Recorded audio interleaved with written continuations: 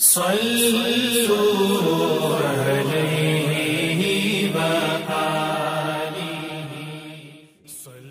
بخاری حدیث نمبر 21۔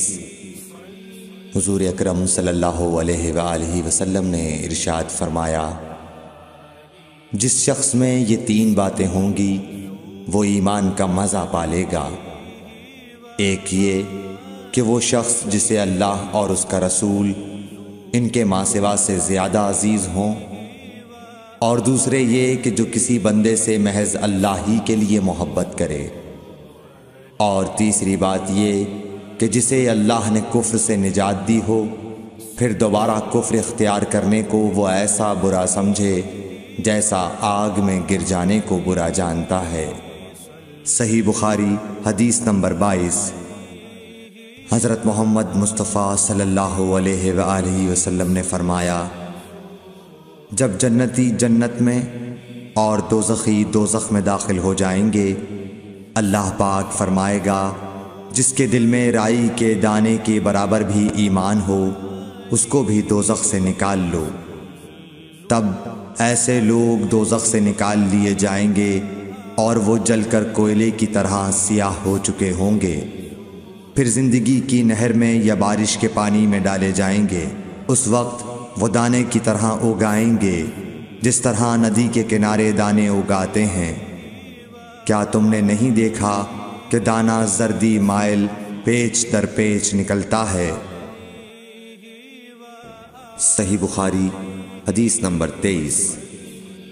حضور اکرم صلی اللہ علیہ وآلہ وسلم نے فرمایا، میں ایک وقت سو رہا تھا، میں نے خواب میں دیکھا کہ لوگ میرے سامنے پیش کیے جا رہے ہیں اور وہ کرتے پہنے ہوئے ہیں، کسی کا کرتا سینے تک ہے اور کسی کا اس سے نیچا ہے۔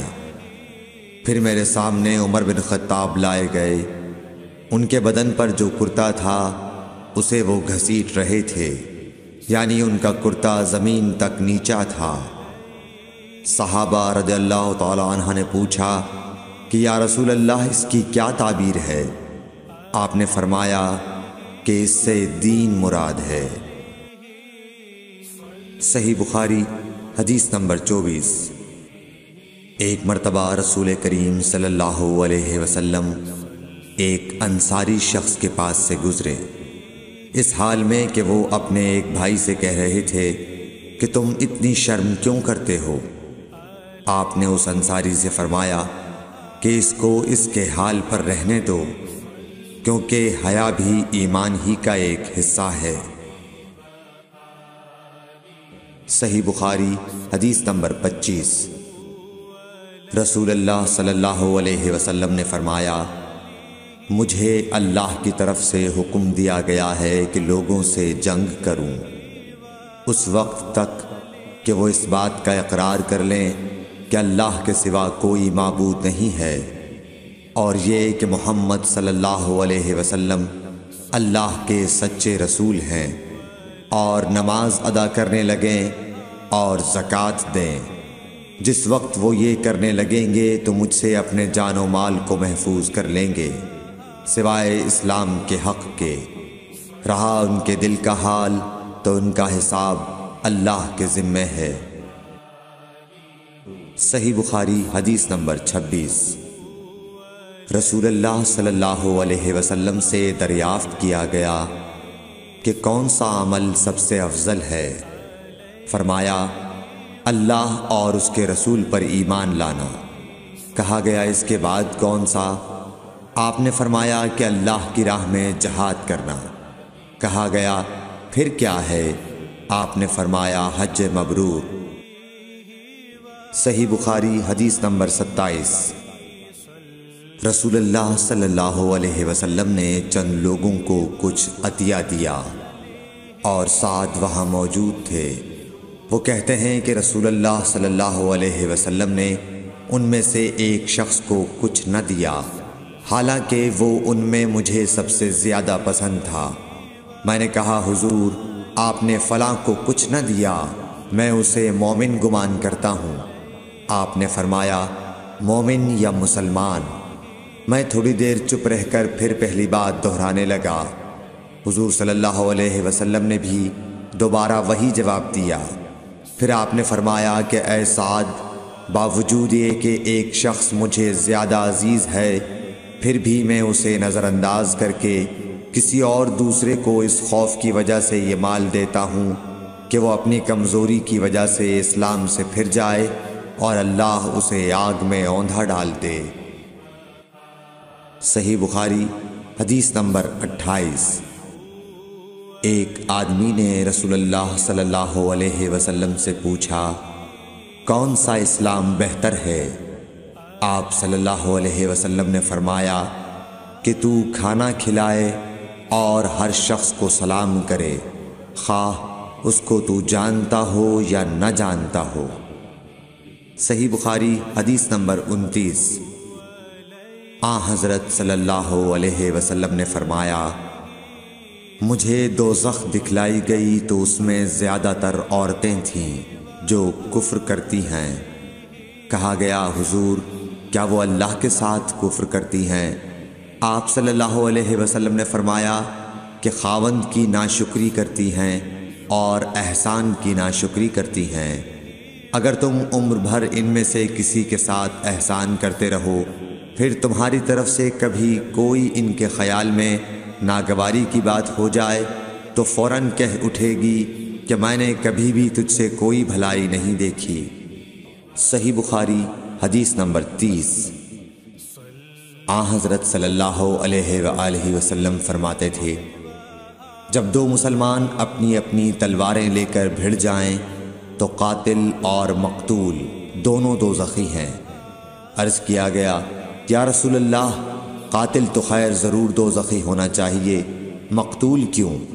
فرمایا، وہ بھی اپنے ساتھی کو مار ڈالنے کی حرص رکھتا تھا، موقع پاتا تو وہ اسے ضرور قتل کر دیتا، دل کے عزم سمیم پر وہ دوزخی ہوا۔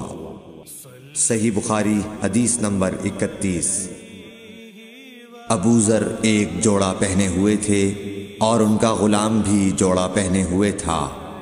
سبب دریافت کیا گیا تو کہنے لگے کہ میں نے ایک شخص یعنی غلام کو برا بھلا کہا تھا اور اس کی ماں کی غیرت دلائی یعنی گالی دی، تو رسول اللہ صلی اللہ علیہ وسلم نے یہ معلوم کر کے مجھ سے فرمایا، اے ابو ذر، تو نے اسے ماں کے نام سے غیرت دلائی ہے، بے شک تجھ میں ابھی کچھ زمانہ جاہلیت کا اثر باقی ہے، یاد رکھو ماتحت لوگ تمہارے بھائی ہیں، اللہ نے اپنی کسی مصلحت کی بنا پر انہیں تمہارے قبضے میں دے رکھا ہے، تو جس کے ماتحت اس کا کوئی بھائی ہو تو اس کو بھی وہی کھلائے جو آپ کھاتا ہے، اور وہ کپڑا اسے پہنائے جو آپ پہنتا ہے، اور ان کو اتنے کام کی تکلیف نہ دو کہ ان کے لیے مشکل ہو جائے، اور اگر کوئی سخت کام ڈالو تو تم خود بھی ان کی مدد کرو۔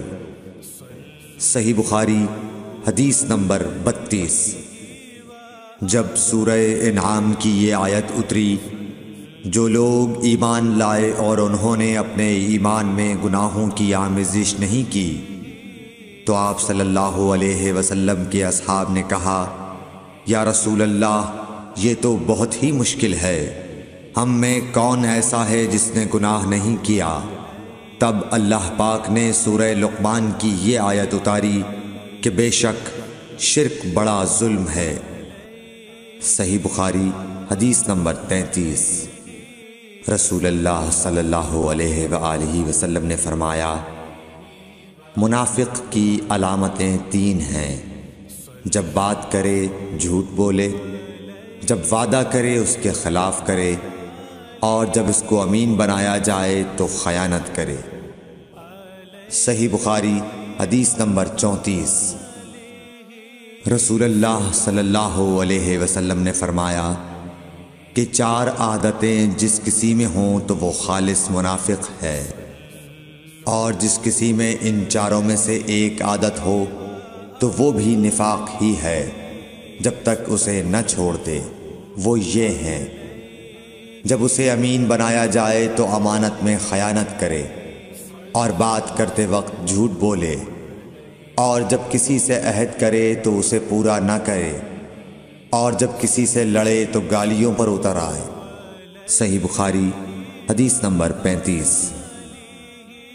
رسول اللہ صلی اللہ علیہ وسلم نے فرمایا، جو شخص شب قدر ایمان کے ساتھ محض ثواب آخرت کے لیے ذکر و عبادت میں گزارے، اس کے گزشتہ گناہ بخش دیے جاتے ہیں۔ صحیح بخاری حدیث نمبر 36۔ رسول اللہ صلی اللہ علیہ وسلم نے فرمایا، جو شخص اللہ کی راہ میں جہاد کے لیے نکلا، اللہ اس کا ضامن ہو گیا۔ اللہ تعالیٰ فرماتا ہے، اس کو میری ذات پر یقین اور میرے پیغمبروں کی تصدیق نے اس سرفروشی کے لیے گھر سے نکالا ہے۔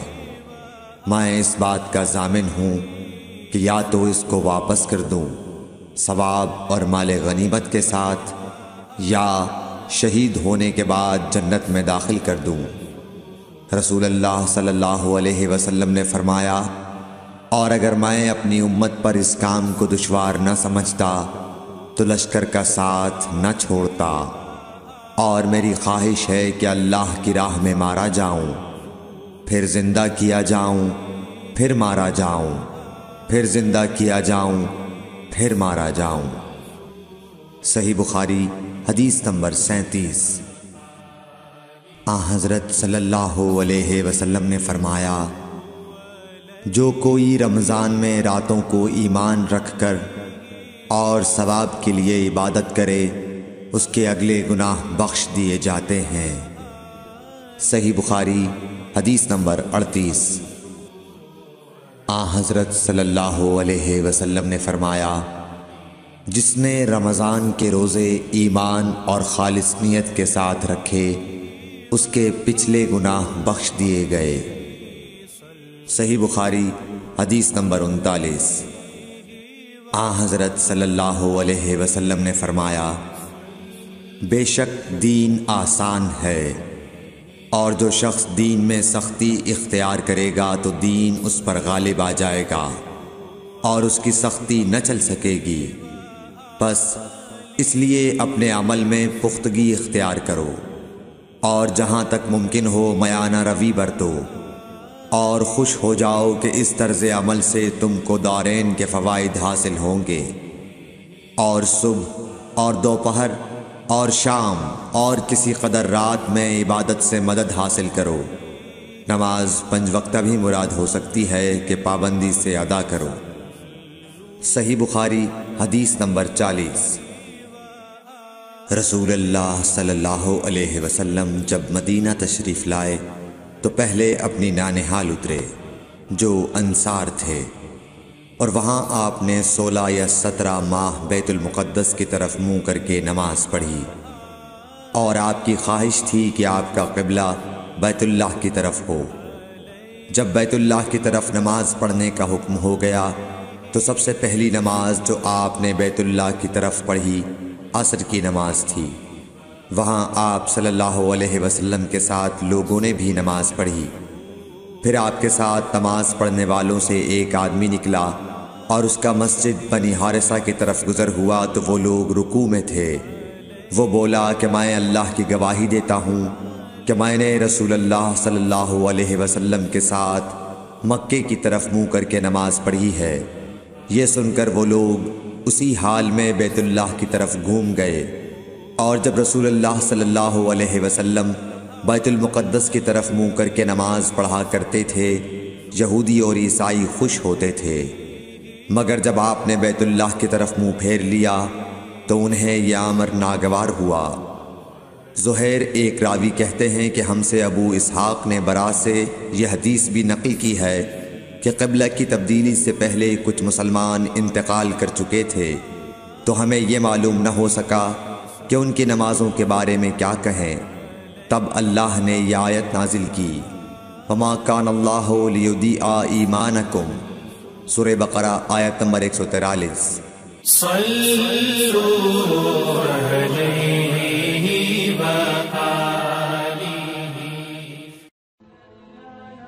Thanks for watching. Don't forget to like, comment, share and subscribe to